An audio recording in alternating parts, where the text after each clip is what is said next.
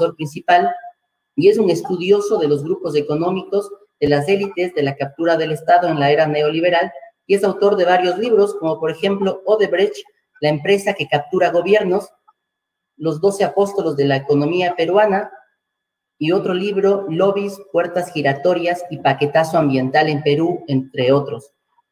Nos acompaña también en esta mesa el intelectual Nicolás Arata, director de formación y producción editorial de Claxo, historiador de la educación argentina y latinoamericana, doctor en educación por la Universidad de Buenos Aires, Argentina, y doctor en investigaciones educativas por el Departamento de Investigaciones de Cinvestav.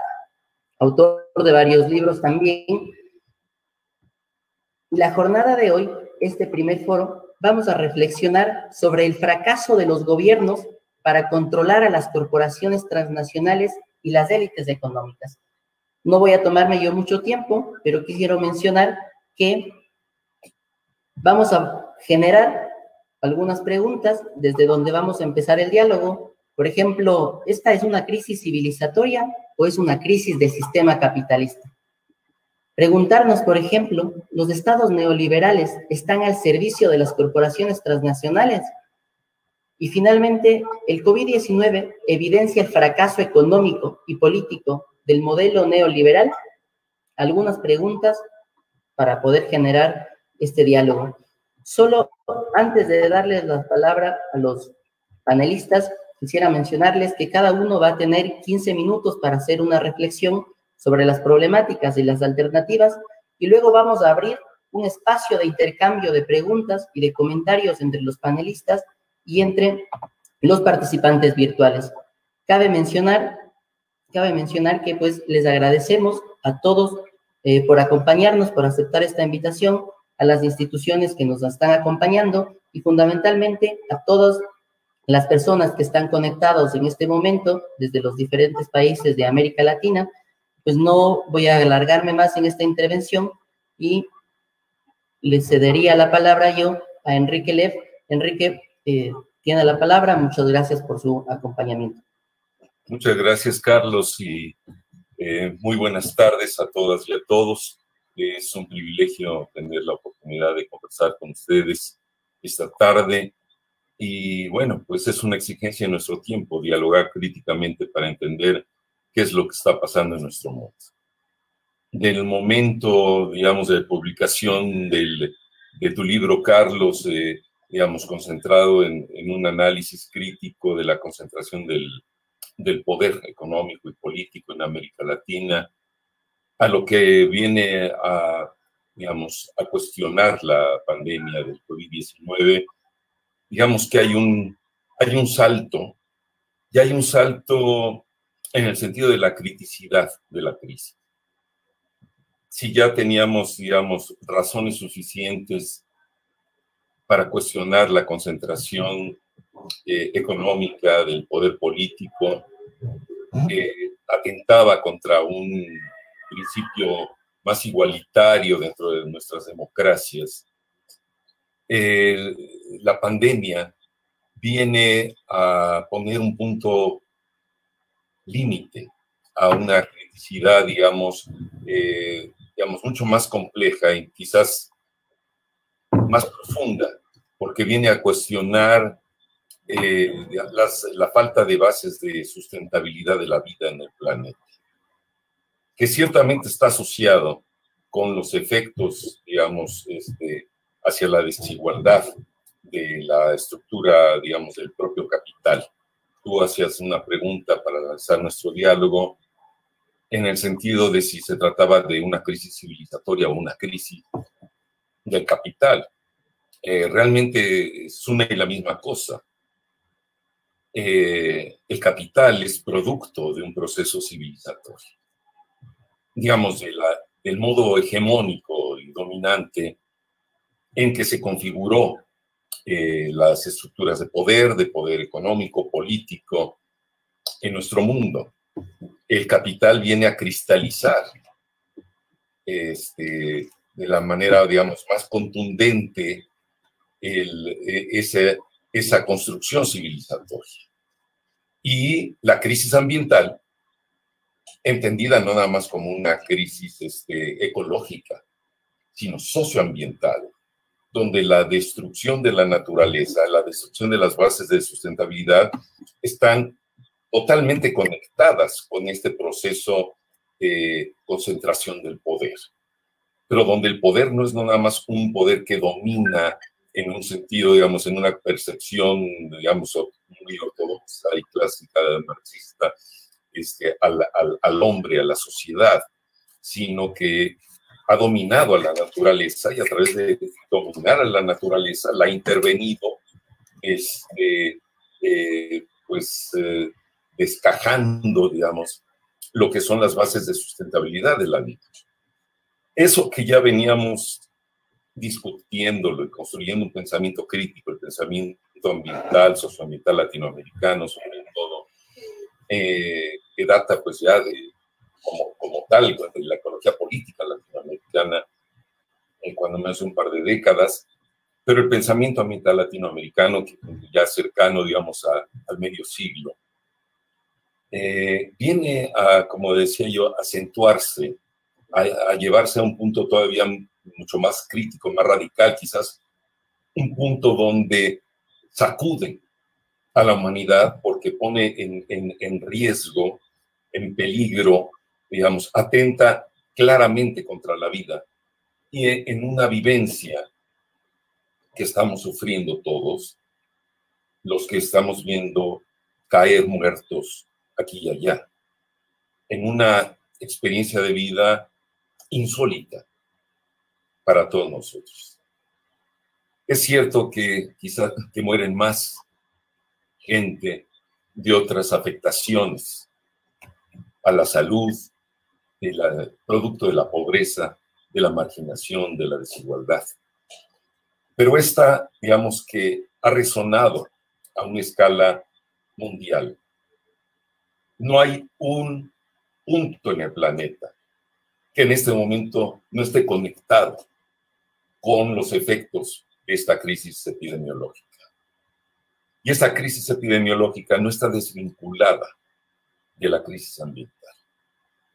En algo que todavía tendremos que ir investigando con mucho más cuidado, la sucesión más reciente, es decir, del siglo XX, de una serie de epidemias, de influenza sobre todo, distintas formas, el SARS, el MARS, el H1N1, son resultado de estas formas de intervención del capital sobre la naturaleza, de concentración de los animales para el agronegocio, por ejemplo.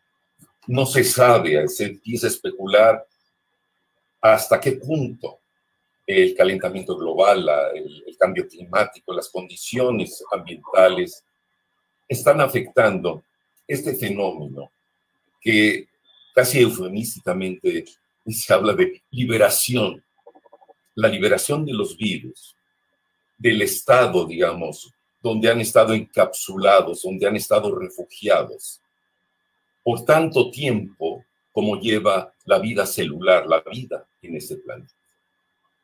Los virus son tan antiguos como la vida misma. Y desde entonces son parte de la vida, de la naturaleza. No es que no haya habido emergencias, digamos, fenómenos epidemiológicos, incluso todavía más trágicos que el que presenciamos ahora, ¿no? La peste negra en la Edad Media, la fiebre, la epidemia de 1918, que mató a 50 o a 100 millones de personas en el mundo. No había vacunas. Y no sabemos hasta qué punto fueron producto de la intervención humana, de la intervención, digamos, del capital, al trastocar los equilibrios de la naturaleza. Podemos decir que tal vez hay una parte de un fenómeno natural, que es el de la emergencia, la liberación, las mutaciones y los efectos que tienen sobre la población, sobre otros organismos vivos que son infectados y sobre el ser humano. Pero la frecuencia, la secuencia que ha habido últimamente está directamente asociada. Se puede mirar claramente la asociación que hay sobre estas maneras de intervención. Hay el gran libro de Bob Wallace sobre los grandes agronegocios hacen las grandes epidemias o el gran flu, ¿no? Dice, Big Farms Make Big Flu. Y donde empieza ya a trazar estas conexiones. Entonces, efectivamente, esta crisis civilizatoria es una crisis del capital, que es a donde se ha cristalizado una racionalidad que domina el mundo, penetrando hasta el centro de la Tierra a través del fracking, transformando el metabolismo de la naturaleza para liberar los gases de efecto invernadero que han constituido, digamos, el llamado de atención, la crisis climática, que ha sido pues motivo de marchas, de manifestaciones en el mundo en los últimos tiempos, y al cual ya nos advertían los centros de poder mundial, que nos quedaba una década para esperar una reacción humana que lograra refrenar la inercia de estos procesos climáticos que se manifiestan en huracanes, en procesos meteorológicos, que están también generando muertes, afectando regiones, generando sequías, es decir, asociándose en esta crisis sistémica a la crisis económica, a la crisis epidemiológica, a la crisis ambiental, una crisis que es ontológica y existencial al mismo tiempo.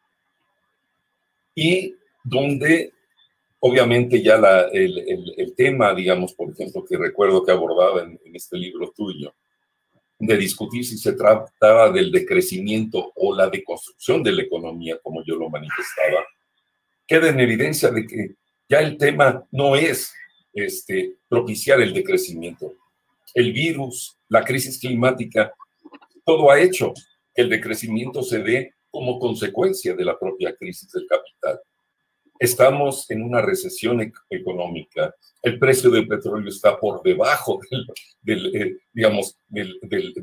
nivel cero, una cosa inédita en toda la historia. Es decir, de crecimiento ya tenemos.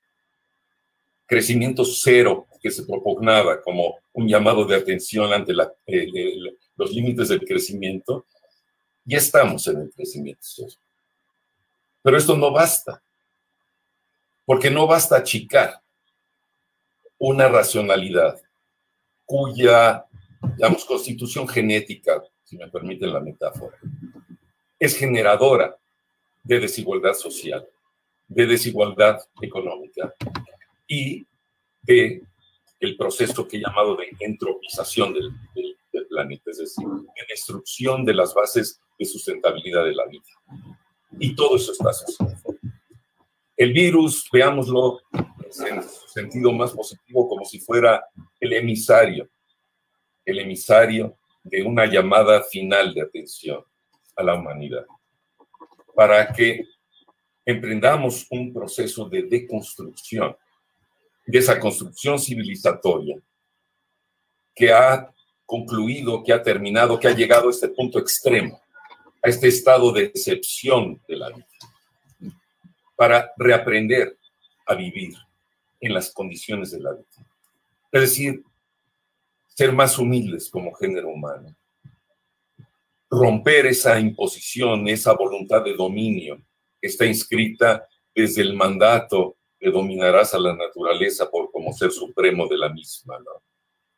Y como el mandato también de la mano invisible del mercado, para aprender a insertarnos en las condiciones ecológicas, termodinámicas de la vida, en la trama de la vida, hacernos cargo de esa voluntad de dominio, para desarticularla, para modularla, para moderarla, para aprender a relacionarnos con los otros que han sido, pues, negados, cuando no exterminados.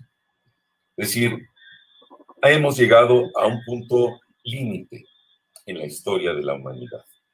Nunca la humanidad, a pesar de que ha pasado por etapas realmente críticas y extremas como el Holocausto, nunca habíamos llegado a un punto tan extremo de una crisis total, que nos obliga humildemente a hacer uso de esa razón, del sentimiento, de la intuición, de la capacidad humana, no de un intelectual, no de un filósofo, no de un estadista, ciertamente, de la humanidad en su conjunto, para una reflexión histórica profunda y aprender entonces a resituarnos en este mundo, aprender a convivir entre nosotros los seres humanos, vivir en la diversidad cultural, vivir ante el gran desafío, más que de una bioética para ser aplicada en la sala de emergencias, para ver a quién se le da la muerte y quién se le da el derecho de vivir. Aprender a convivir en la otredad, respetar la diversidad de formas de comprensión de la vida. Todo esto es un desafío, como decía al inicio, más que epistemológico. Es algo que no va a resolver la interdisciplinaridad de las ciencias. Es aprender a vivir en esa, digamos, confrontando lo más profundo de la esencia humana, para aprender a vivir en las condiciones de la vida. Yo, si les parece, dejaría en este punto, solo quizás, ya que estamos siendo conducidos desde el Ecuador, diría, así como en algún momento, más que por una iniciativa del presidente, por resultado de una gran movilización social en el Ecuador, salió esta gran iniciativa de dejar el petróleo bajo tierra. Es decir, dejar de explotar a la tierra para mantener el crecimiento del capital. Y se hizo una llamada mundial a las grandes corporaciones, a los países que decían tener un interés, ¿sí?, en la sustentabilidad, en la sostenibilidad. Y ahí se vio hasta qué punto no están comprometidos en esa sostenibilidad. La única sostenibilidad era aquella que puede asimilar el capital sin renunciar a la tasa de ganancia y a la concentración de la riqueza. Así como hoy buscamos otras fuentes de energía y hay que procurar dejar el petróleo bajo tierra, tenemos que buscar otras armonías en nuestra manera de conseguir sacar desde la tierra, desde la productividad negentrópica que viene del sol, la manera de sustentar la vida en el planeta para poder dejar a los virus, que son parte de la vida, convivir con sus otros organismos vivos y romper la guerra viral entre el virus y el hombre. Muchas gracias. Muchas gracias, estimado Enrique, por esta reflexión. Al final, pues vamos a hacer una reseña, digamos, un diálogo con respecto a esta intervención. Ahora yo le daría la palabra a Paco, por favor. Saludos a todos mis colegas latinoamericanos y a los presentes en este foro virtual. Yo quisiera hacer una entrada complementaria a la que se ha hecho al inicio del amigo Lev, buscando contestar la siguiente pregunta. Es una pregunta de corto plazo, pero que es fundamental para ver si caminamos a un mejor largo plazo, ¿no es cierto? Que es el problema que se ha planteado inicialmente. Y me parece muy bien porque enmarca la discusión en la que estamos tratando de tener precisiones. Para mí la cuestión ahora es cómo afecta la pandemia las actuales estructuras del poder y las prácticas del poder. Si nosotros tenemos claro en América Latina estas cuestiones, podremos estimar si se abren o no posibilidades para hacer un cuestionamiento serio de la manera como estamos organizados como economía, sociedad, y como sistema político que nos permita dar pasos en la dirección correcta cuando se presenten las condiciones. Soy optimista en el sentido de que hay una serie de cuestionamientos de las actuales estructuras de poder que se están acentuando, no solo entre los expertos, entre los intelectuales, siempre alertas y propensos a la crítica, sino también entre la población en general, particularmente entre los más pobres, porque son quienes son más afectados por la pandemia, son los más vulnerables y los que van a padecer más rápido y con mayor intensidad los efectos no solo del virus propiamente hablando, sino del desastre económico en el cual ya estamos envueltos. Creo que una cuestión de partida es que esta crisis, que es una crisis de salud,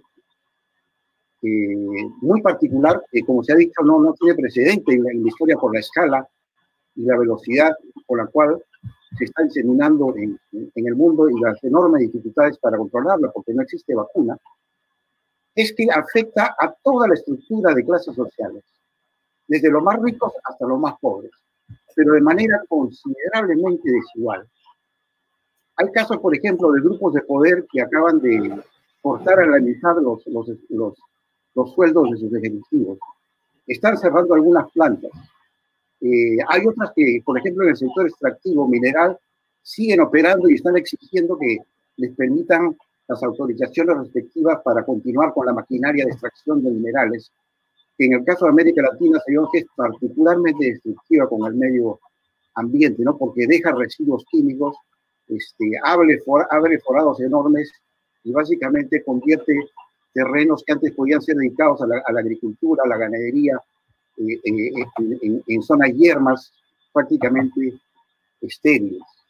Sin embargo, hay actividades como la agroindustria que si no han logrado la cosecha, están en graves problemas económicos y financieros porque no pueden sacar a puerto los productos de exportación para llegar a los mercados. Y así podemos seguir bajando, digamos, en la escala de la estructura del poder económico, desde los más grandes hasta los medianos, hasta los más chicos. Ciertamente considerar lo que está pasando fuertemente en la clase media es un actor al cual yo le daría mucha importancia por la trayectoria histórica que tiene en participar en movimientos, desarrollar organizaciones, hacer planteamientos novedosos en toda América Latina. Está siendo brutalmente afectada. Lo interesante es que por el momento el efecto no es tan fuerte en el Estado, porque el Estado se mantiene como empleador. Todavía no ha colapsado fiscalmente, estará bajo estrés. Tiene fuentes de financiación, ¿no es cierto? Puede emitir bonos, puede sacar de fondos especiales, pero la clase media que sustentaba el modelo económico, que se encontraba principalmente en el sector privado o en actividades privatizadas, sean nuevas, por ejemplo, como la educación de fines de lucro, o en los llamados emprendedores, la nueva clase media que creció muy fuertemente en el periodo de la bonanza, está siendo afectada muy directamente porque simplemente el sistema se ha recesado. Pero ahí creo que cabe la posibilidad de una reacción que podría ser interesante medirla poco a poco en cada país y ver si se desatan tendencias continentales. Sin embargo, los más afectados han sido, en primer lugar, los trabajadores, pero no necesariamente son aquellos que sufren más, porque eso depende de un fenómeno muy latinoamericano, que son los niveles de informalidad. Quienes tienen trabajo tienen algún nivel de ahorros, algún tipo de propiedad, algún tipo de compensación, y no es lo mismo que la gente cuyo trabajo es la calle, que tiene que salir a la calle a vender sus servicios y sus bienes, que no tiene ahorros, que vive al día, y esa es una de las preocupaciones más grandes que, sobre todo en los países andinos o países como México y Centroamérica, algunos del Caribe, que tienen muy altos niveles de informalidad. Entonces, el efecto es distinto, por ejemplo, Argentina o Chile, que tienen mayor formalidad. Y ahí lo que estamos viendo en estos países, en la medida en que la pandemia no está controlada, todavía estamos en alza en la mayoría de los casos, pero al mismo tiempo la economía se derrumba, sobre todo la economía popular, comienza a aparecer un fenómeno social a una velocidad enorme que no veíamos desde la crisis de los años 80, que es una pauperización rapidísima que está tocando a los grupos más vulnerables. Me refiero a los migrantes entre el campo y la ciudad, en varios países como Colombia y Perú, por ejemplo, a los migrantes venezolanos que viven en una situación de extrema precariedad, a todos los vendedores de la calle, en fin, a las pequeñas empresas artesanales, y en algunos casos puede llegar al 50, 60, 70% de la población en proceso de pauperización acelerada. Entonces, creo que junto con la pandemia, otro elemento que puede generar cambios en la crisis y que puede llevar a reflexiones sobre con qué sistema estamos, hasta qué punto podemos cambiarlo y en qué dirección vamos, es el hambre. Me parece que el hambre ya no es un fantasma, es una realidad que se sufre silenciosamente, pero a medida que se acentúe, va a ser un elemento gatillador de una serie de eventos sociales cuyas consecuencias todavía no podemos tener. Y justamente por eso es que me parece que hay una reflexión en todos los estratos de la sociedad de quién tiene protecciones, ventajas, propiedades, ¿no? Lugares donde retirarse en sus mansiones con espacio, ¿no? Alimentos asegurados, y quienes no lo tienen. Hay un afiche que se pegó en una ventana, en una vivienda pobre de los cerros de Lima, donde viven los que recién llegan de la sierra, ¿no? Que se instalan en pequeñas casas de madera, y rezaba lo siguiente: virus para los pobres, corona para los ricos. Quiere decir que estamos en un momento de reflexión de estas estructuras de poder, y vemos por las prácticas de poder que los sectores más afectados no tienen capacidad de llegada al Estado, mientras que los grandes empresarios o los tecnócratas han tenido la posibilidad de reunirse muchas veces, según los países ciertamente, ¿no? Porque hay variaciones de regímenes políticos, se han podido reunir porque tienen garantizado el acceso y la influencia sobre el proceso de toma de decisiones. Las confederaciones empresariales han propuesto una serie de medidas de emergencia que les permitan suspender contratos, que les permitan despidos masivos, ¿no? O condiciones especiales para que reabran centros mineros a pesar de que hay riesgos de contaminación. En el Perú, una de las más grandes minas de cobre, que se llama Antamina, ha tenido que ser cerrada hace poco porque había más de 240 infectados, porque los mineros insistieron en seguir produciendo sin introducir las medidas de seguridad, y eso también ha generado un proceso de reflexión, incluso en los, entre comillas, privilegiados que tienen trabajo, tienen el riesgo de trabajar y contaminarse. Entonces, de una u otra forma, creo que esta percepción de virus para los pobres, corona para los ricos, es una manera muy lúcida, popular, de decir, ¿sabes qué? Tenemos aquí un problema muy grave. Y ya aparecen los síntomas en distintos países. Quizás un elemento más común de lo que yo entiendo por conversaciones con colegas y porque he venido participando en los últimos años en un grupo internacional que se llama de Justicia Fiscal. Nos reunimos en distintos países, la última vez en México, pero también ha sido en Bruselas, en Sao Paulo, en Costa Rica. Pensamos que la estructura del sistema tributario, que es profundamente regresiva en la mayoría de países, está siendo cuestionada. Y el Estado está en una situación en la cual ya no puede recaudar por el lado de los impuestos indirectos regresivos de siempre. El impuesto general a las ventas, el impuesto selectivo al consumo, basado en la gasolina. Solo le queda recaudar por el lado de comercio exterior o por el lado de impuestos a la riqueza. Y ahora hay toda una discusión con propuestas parlamentarias, debates públicos, iniciativas de los sindicatos, discusiones entre los académicos a favor, en contra, de que es necesario entrar a una etapa de revertir la regresividad del sistema tributario, que era uno de los pilares en los cuales se sostenía el sistema, de un sistema de alta concentración de la riqueza, con condiciones precarias para buena parte de la población.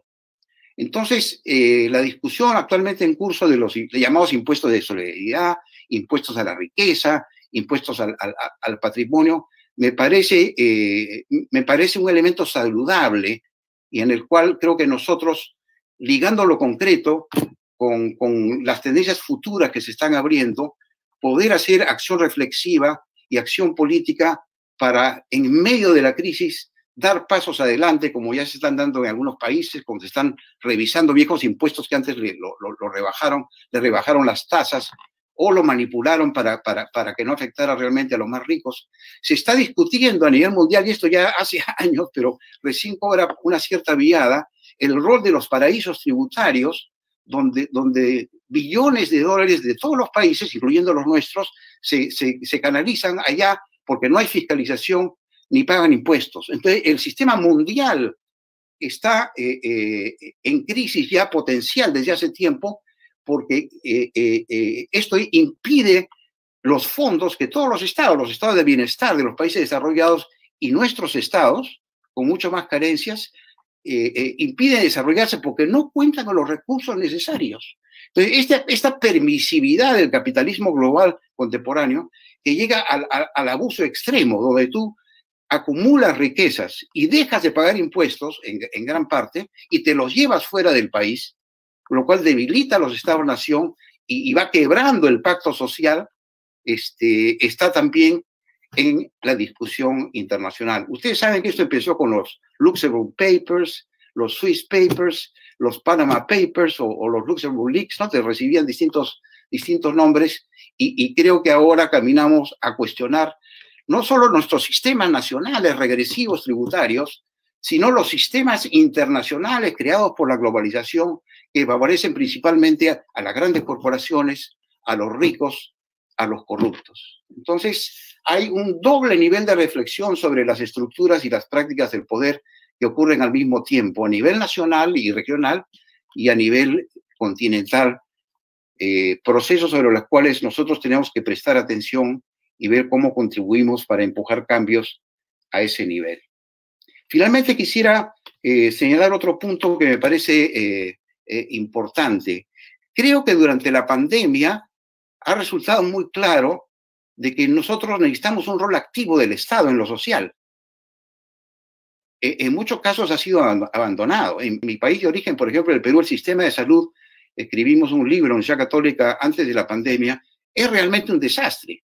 Y ahora estamos pagando el precio y las consecuencias de no poder controlar la pandemia, de que se nos mueran gente en la calle, en los pasillos de los hospitales, que no haya medicina, ni camas en unidad de cuidados intensivos, ni aparatos respiratorios.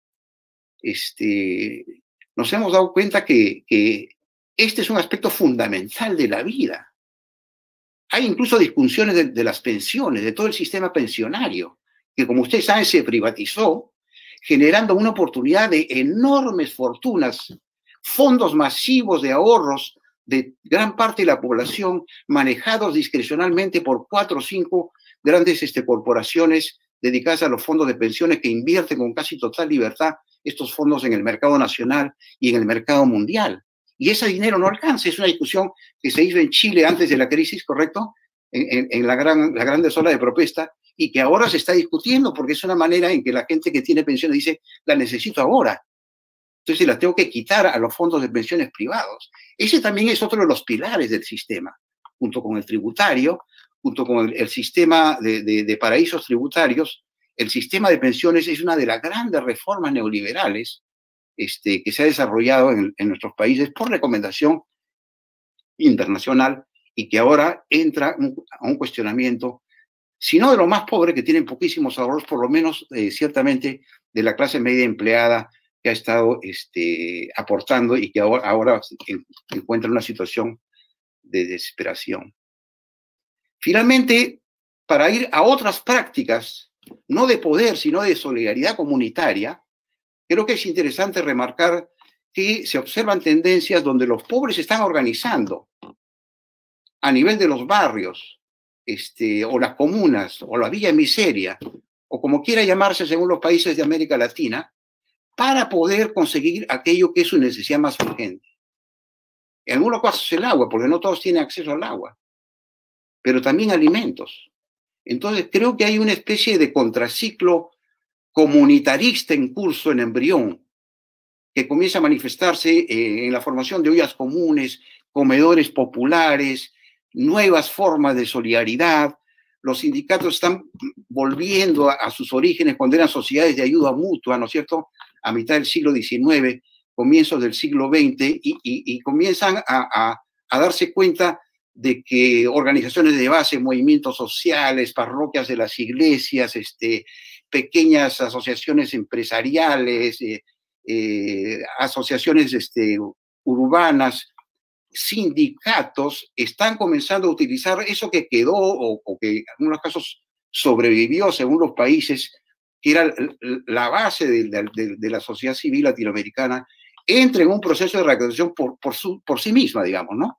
Pero que en un momento también puede generar reclamos, levantar preguntas, desarrollar cuestionamientos de dónde estamos. Finalmente, sobre el punto fundamental del mediano plazo de la sostenibilidad, cuyo cuestionamiento más fuerte es el hecho de que la destrucción del planeta es la destrucción del ser humano y por lo tanto somos totalmente inviables si esto continúa, ¿no? Correcto, yo coincido con el profesor, pero no es algo que se ve inmediatamente, pero sin embargo cada vez se siente más cerca, ¿no? Esta recuperación de la naturaleza cuando los hombres y los seres humanos se retiran, ¿no? Hacia sus casas, es algo que es motivo de mucha reflexión en las redes sociales y creo que hay un reconocimiento de que algo positivo ha salido, ¿no? La regeneración de la naturaleza del mundo animal, ¿no? El parar la contaminación, al menos por un tiempo, nos recuerda, nos introduce en la cabeza, en la comparación familiar, en las redes sociales, la idea de que deberíamos volver a un camino en el cual nuestra presencia en la Tierra sea compatible con la existencia de toda otra forma de vida. Pero yo creo que por estos caminos de reflexión inmediata que la crisis genera en todos los países, se abre una ventana de reflexión y una ventana de oportunidad para ir fundando las bases de algo nuevo, ¿no? Y yo cierro mi argumento con uno de los capítulos que hice a invitación de Carlos en el libro y los organizadores de toda la edición, que nosotros tenemos que ser conscientes no solo de cuánto poder hay, sino de la manera como se ejerce.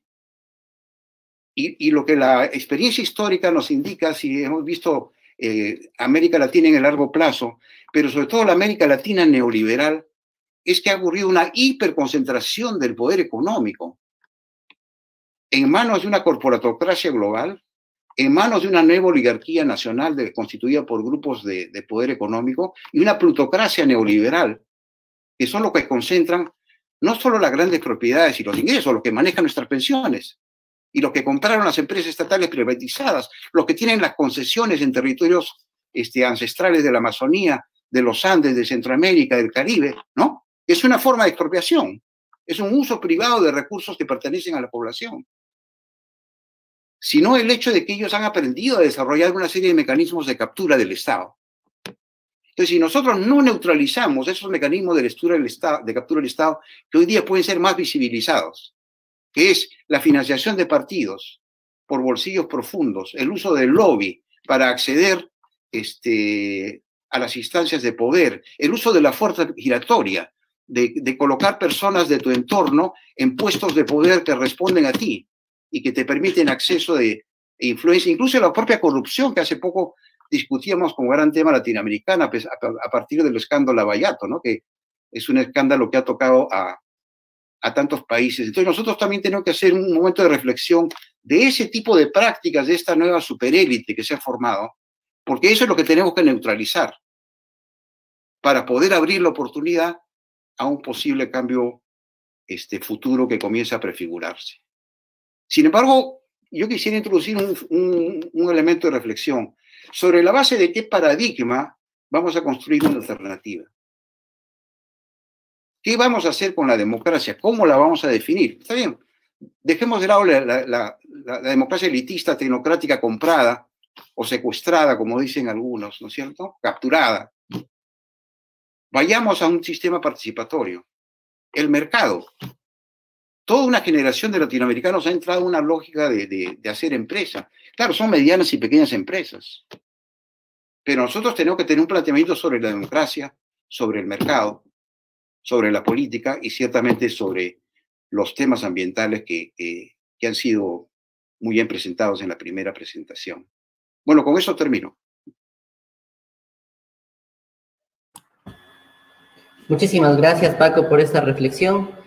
Para poder avanzar, ahora le estoy dejando la palabra a Nicolás Arata. Nicolás, por favor, que puedas acompañarnos. Bueno, muchas gracias, Carlos, Enrique, Paco. Buenas noches a todos, a todas, quienes nos están escuchando ahora a través de los diferentes canales que se está transmitiendo esta presentación que nos llena de un profundo orgullo, alegría por parte del equipo de Claxo. Entonces, en primer lugar, saludar, no sé si alcanza a ver ahí la tapa del libro que estamos presentando.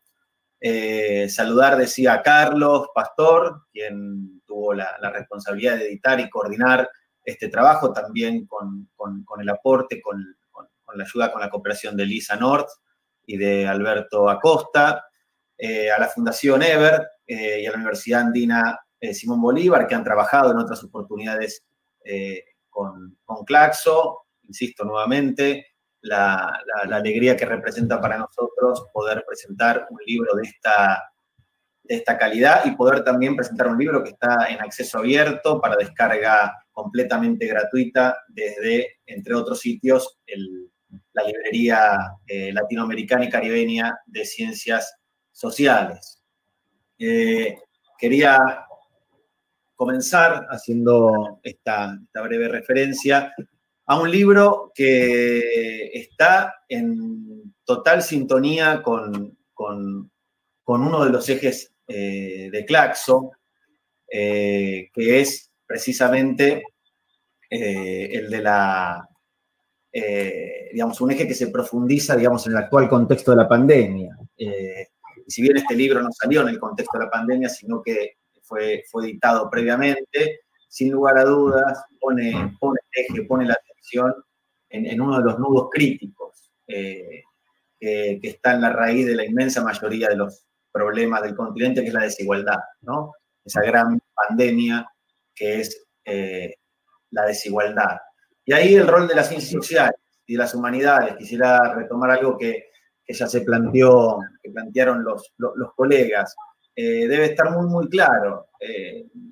Las ciencias sociales, las humanidades tienen que promover un espacio de diálogo, tienen que asumir un rol protagónico en la interpretación de esta pandemia. Una interpretación que tiene que generarse sobre la base de una comprensión no solo pluridisciplinaria, sino también, y sin lugar a dudas, y quizás más que nunca, en diálogo con otros saberes, con otras formas de construcción del conocimiento, para poder hacer inteligible la crisis que atravesamos. Y una forma de interpretación de la crisis que atravesamos, no para documentar el pesimismo, sino para poder construir o colaborar en la construcción de las herramientas para poder transformarlo. Es fundamental, creo que todos y todas compartimos la importancia y el rol que tienen en este contexto epidemiólogos, las epidemiólogas, los virólogos, las virólogas, los médicos, las médicas, orientando en algunos casos a los gobiernos que se han dejado orientar, pero no menos importante, es el conocimiento, la reflexión que están produciendo y que tienen que generar los cientistas y las cientistas sociales que están pensando los efectos sociales de la pandemia. Claxo ha elaborado un observatorio precisamente para pensar la pandemia. No sé, espero que se pueda ver ahí lo que estoy mostrando. Hay más de 120 aportes en torno a la cuestión, organizados en ejes temáticos. Insistimos, ¿no? Es un esfuerzo por aportar desde las ciencias sociales y de las humanidades una reflexión sobre la dimensión social de esta pandemia.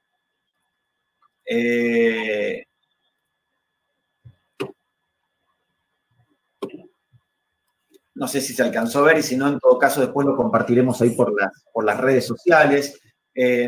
Pero bueno, volviendo un poco al eje del libro, ¿no? Y a propósito de una cita de un autor que también, a quien acabamos de editar, David Harvey. David Harvey se pregunta, ¿qué ocurre con el capital en esta época que vuelve imposible su funcionamiento sin generar el tipo de violencia que ejerce sobre las sociedades en todo el mundo?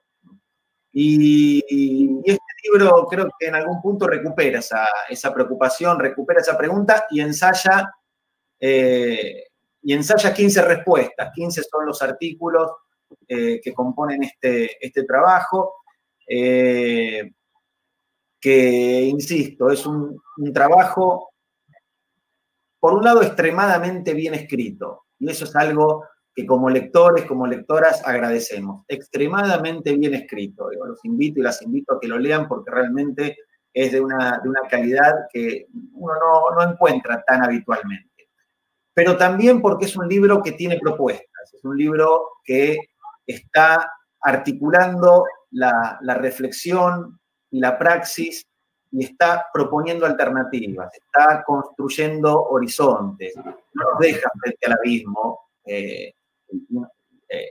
solitos y solitas, sino que está proponiendo formas para transitar esta crisis y formas de transitar y de enfrentar este asunto de la concentración del poder en nuestra región. Concentración del poder que no es solamente una cuestión, una entelequia teórica, una entelequia, sino que tiene efectos muy concretos. Digamos, leyendo en algunos de los capítulos, por ejemplo, se señala, ¿no?, que la concentración, que es un problema histórico del continente, tiene innumerables correlatos. Entre ellos, es la región, América Latina y el Caribe, donde está la peor distribución de la tierra de todo el planeta.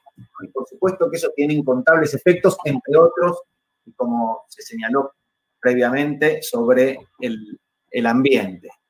Entonces, un libro que plantea un debate en torno a la cuestión de la concentración del poder, de la concentración económica, de cómo esa concentración económica en efecto ha capturado los estados, los ha supeditado a sus intereses, pero también un libro que, insisto nuevamente, está planteando temas que hoy están en la agenda de las ciencias sociales latinoamericanas, ¿no? Bueno, ¿cuál es el rol o cuál debe ser el rol del Estado? Empezar a discutir la condonación de la deuda, el lugar de los movimientos sociales, la transición hacia una economía sustentable. Son temas que este libro está, insisto, adelantando, está proponiendo y que son muy bienvenidos, insisto, y especialmente en este contexto que estamos atravesando. En suma, concentración económica es un aporte sustantivo para entender la realidad, la situación, la crisis, ¿no?, de esta actual fase del capitalismo neoliberal combinado con el dominio del capital financiero. Nuevamente, y entonces, como para redondear, y en nombre de todo el equipo de la Secretaría Ejecutiva de Claxo, el orgullo que nos produce haber podido participar en la coedición de este libro, un libro que pueden encontrar en la librería latinoamericana y caribeña de Ciencias Sociales para su descarga completamente gratuita.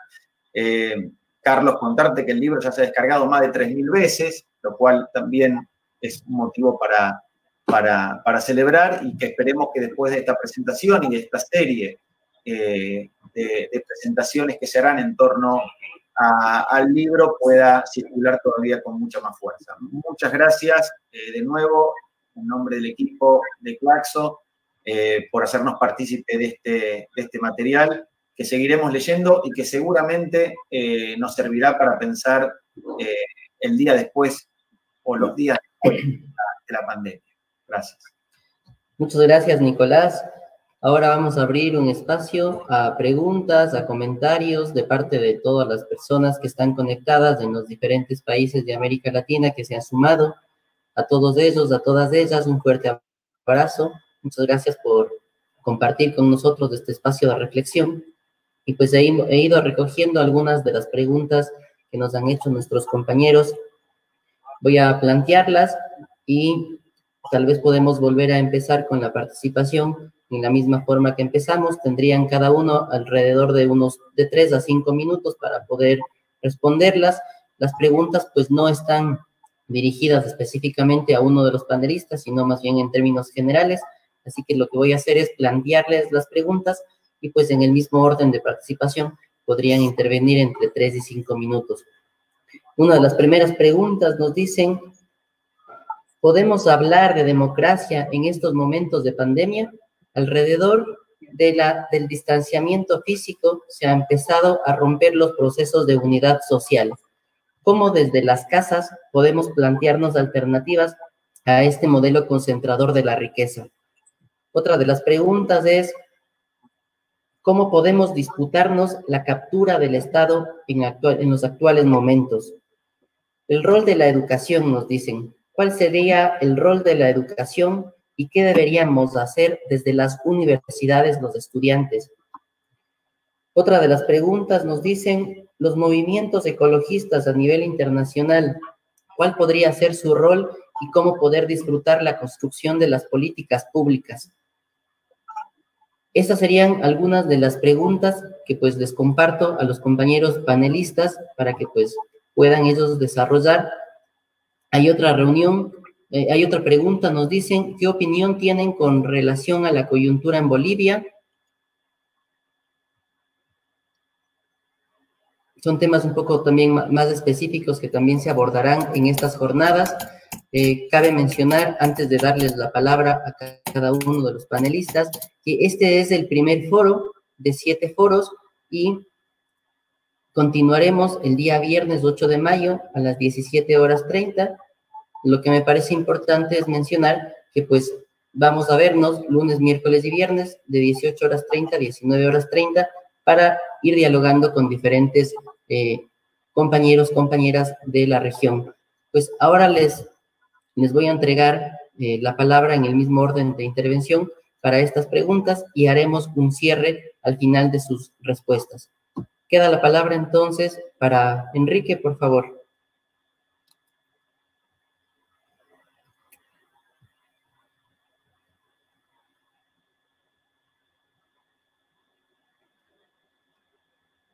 Bueno, Enrique parece que está con problemas de internet.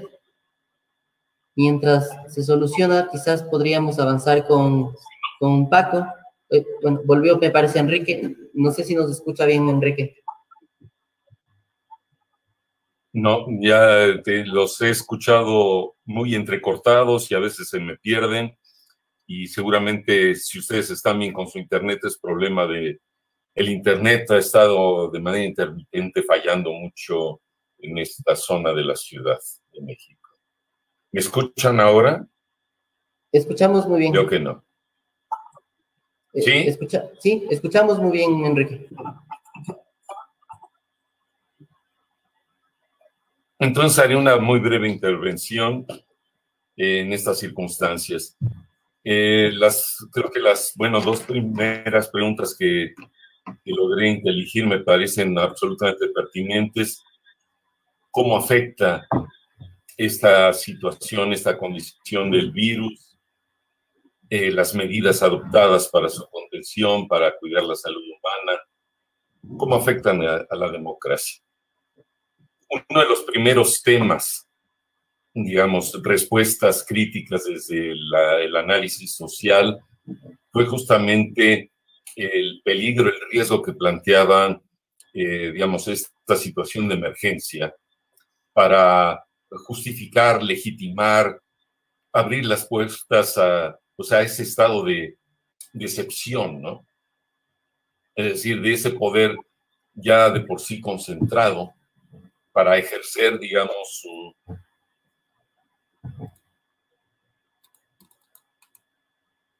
Y ahí ha habido un gran debate. ¿Hasta qué punto han estado bien implementadas y a tiempo las medidas de contención con el pretexto de salvar vidas, de lo que se llama, de aplanar la curva epidemiológica, de manera que no se saturaran los servicios de salud y con el propósito supuestamente de salvar entonces pacientes. Pero ahí hay todo un debate, no más sobre, digamos, el qué tan oportunas fueron tomadas esas medidas, sino efectivamente sobre la manera como se ha venido informando, manejando, dando la información que permite a la gente tomar conciencia y saber incluso cómo cuidarse. Entonces sabemos que, por ejemplo, del subregistro enorme que existe en toda la información que está corriendo, en el caso de México, bueno, está totalmente subregistrado los casos, digamos, del COVID-19. Quizás los más certeros sean el número de muertes, aunque están ocultadas las que son por COVID-19, porque si tienen cualquier otra afección, se registran como muertes por la otra afección y no por COVID-19.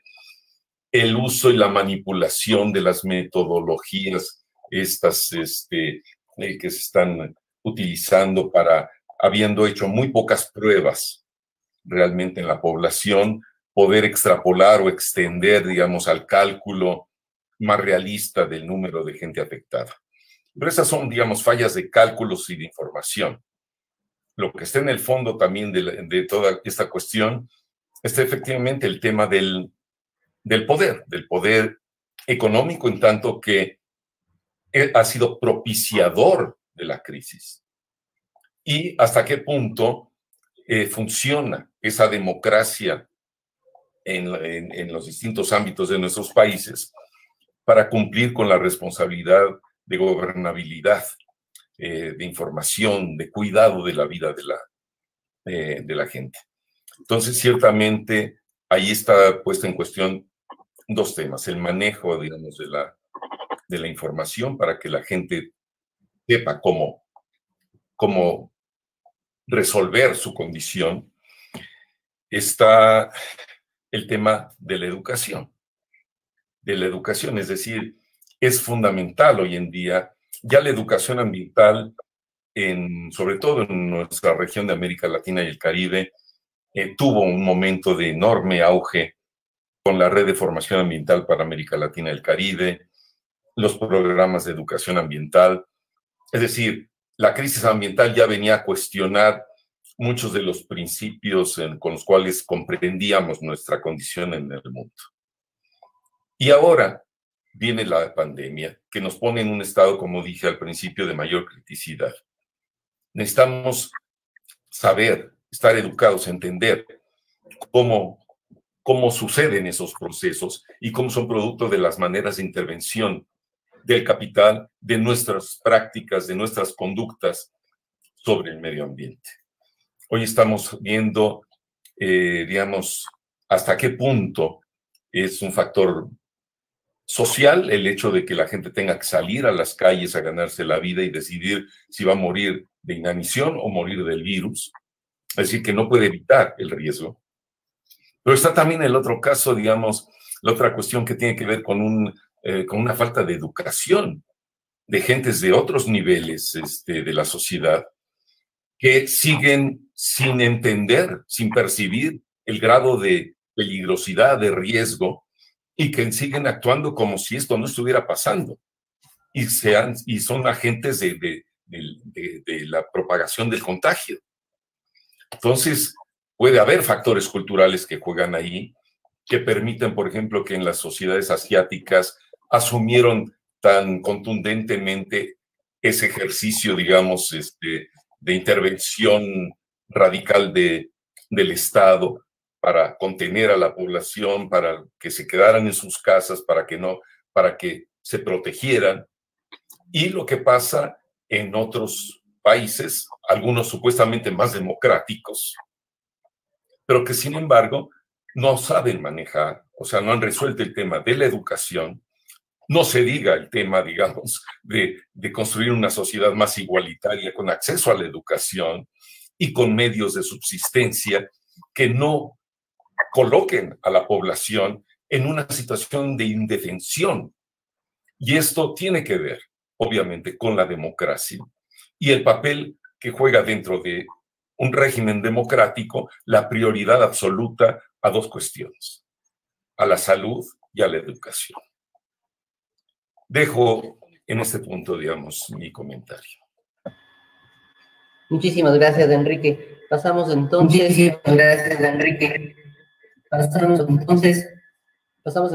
a que pues nos pueda ayudar Paco, por favor. Tendrá igual de 3 a 5 minutos. Sí, quisiera retomar un punto mencionado por Enrique que me parece pertinente, porque es uno de los factores de esta ecuación en la cual estamos para ver si salimos o no de la pandemia, cómo. Y es el tema de los estados institucionales de todo el sistema de salud en el momento que la pandemia se desata.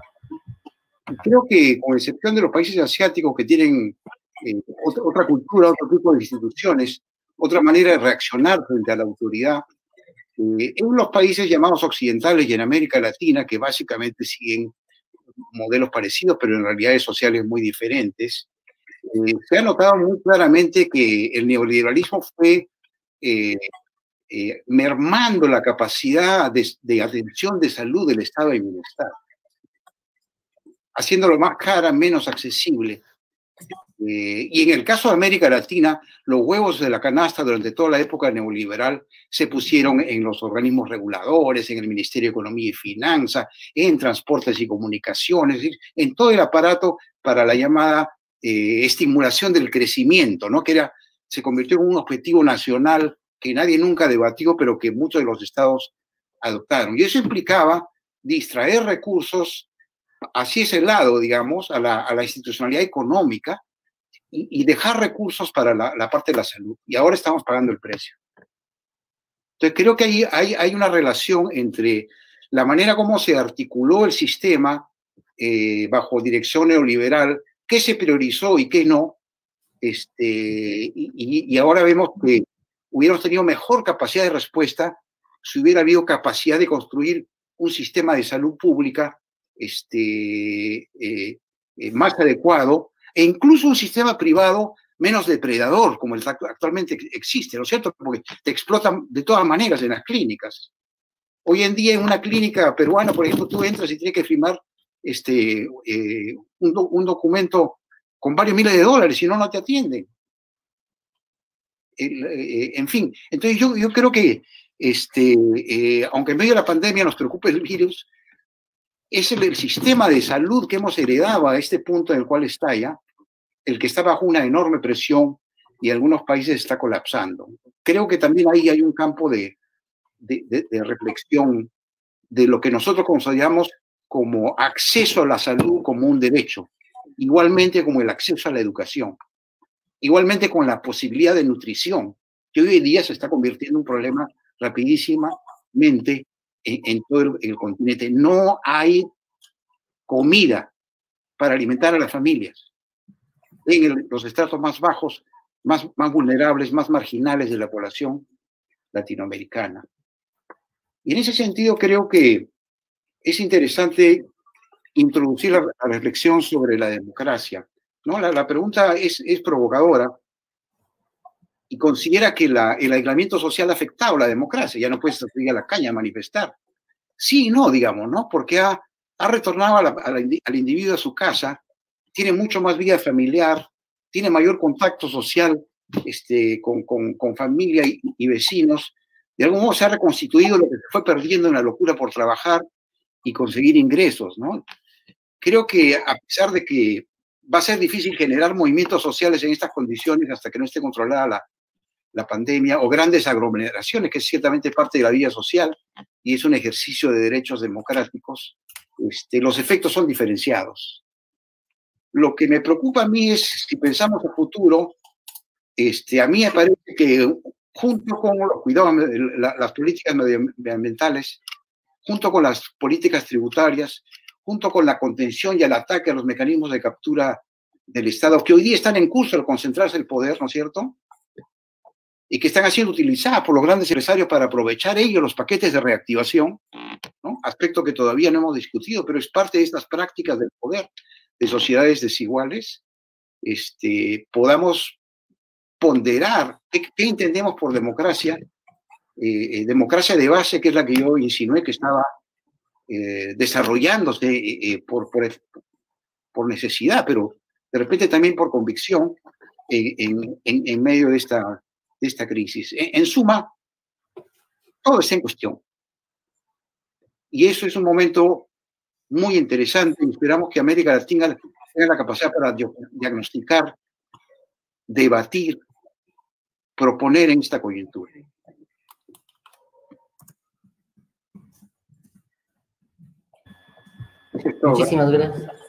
Muchísimas gracias, Paco, por esta reflexión. Vamos a terminar con los 3 minutos de Nicolás y pues haré una breve síntesis de las reflexiones de la tarde de hoy. Nicolás, por favor.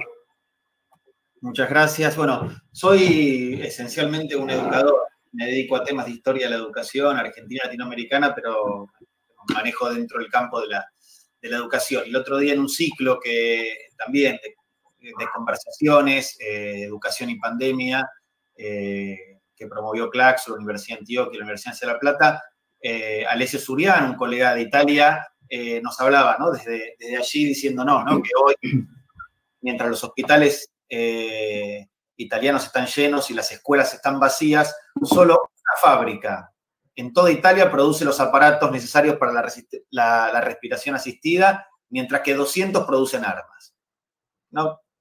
Esa, digamos, metáfora, podríamos decir, es muy, muy elocuente, ¿no? De dónde estamos parados. Quizás porque a veces estamos pensando el problema tan en el contexto de la pandemia que nos olvidamos cómo llegamos a esta situación y también que en buena medida también, por supuesto, explica cómo o con qué capacidades contábamos para enfrentarla. Y hay ahí, digamos, tratando de recuperar las preguntas y tratando también de aportar a pensar colectivamente este problema. Hay, o por lo menos uno identifica 3 grandes narrativas, ¿no? Que se han construido, al menos 3, ¿no? Que se han construido en torno a esta crisis y que por supuesto son narrativas que se pueden combinar entre sí. Las tecnocráticas, ¿no?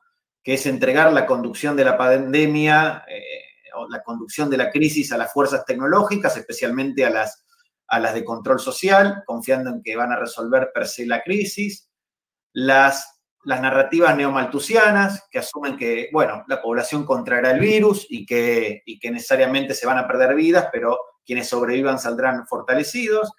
Y una narrativa más política, que, insisto, tiene muchos, que es una narrativa veteada, que no es una narrativa monolítica, que no es una narrativa única, pero que propone gestionar la crisis a partir y a través de las capacidades y los saberes del Estado.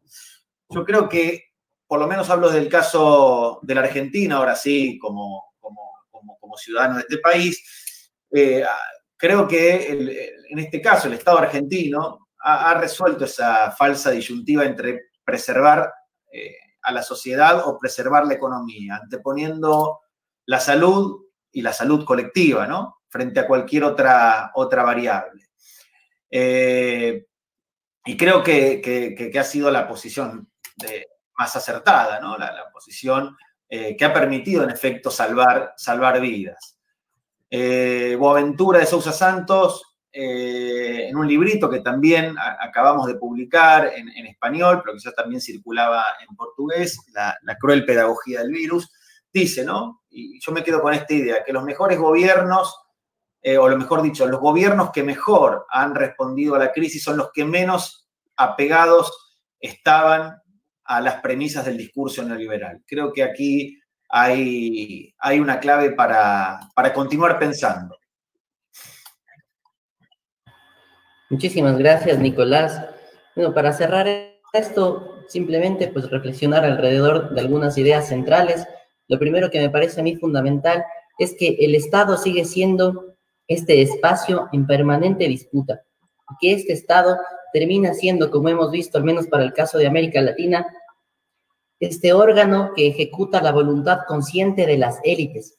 Es justamente este capitalismo extractivo que ha estado enquistado dentro del Estado lo que nos ha llevado a lo que nos dice ahora Enrique Lev, a la crisis total, y reconocer al virus como este emisario del de los largos años de este tipo de modelo. Este modelo, pues como hemos discutido, altamente concentrador de capitales, altamente concentrador de la riqueza, altamente depredador de la naturaleza. Y justamente es esta gran concentración lo que nos vuelve vulnerables en estos momentos. Los recortes de presupuestos para la salud son decir, de alguna forma, muerte para los sectores más empobrecidos de América Latina. Los recortes en educación son mano de obra explotada en el mediano plazo. Y los recortes para los sectores rurales que promueven la agroecología, la economía popular, etcétera, son fomento a la agricultura masiva de agroexportación. Me parece también fundamental mencionar que son los movimientos sociales, es la economía popular solidaria, es el cooperativismo que se va construyendo desde las localidades, desde los territorios, desde los gobiernos locales, para poder ir fomentando procesos de resistencia.